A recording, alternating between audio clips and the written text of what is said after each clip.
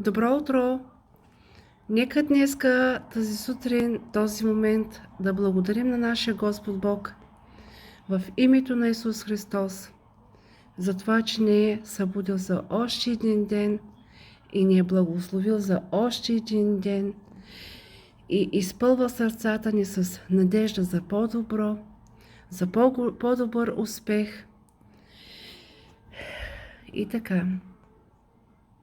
Святи, свети си, Господи Боже мой, Бог на Израил.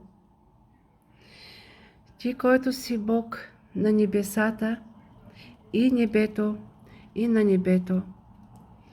Ти, който си Господ Бог на своя възлюбен народ Израил. Ти, който даваш милости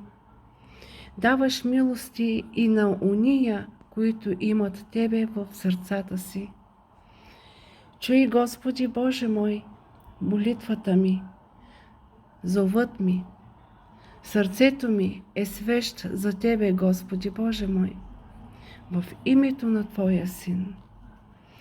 Дай милости и приюти ни, за да имаме вечен живот чрез Твоя Син в Теб. Амин.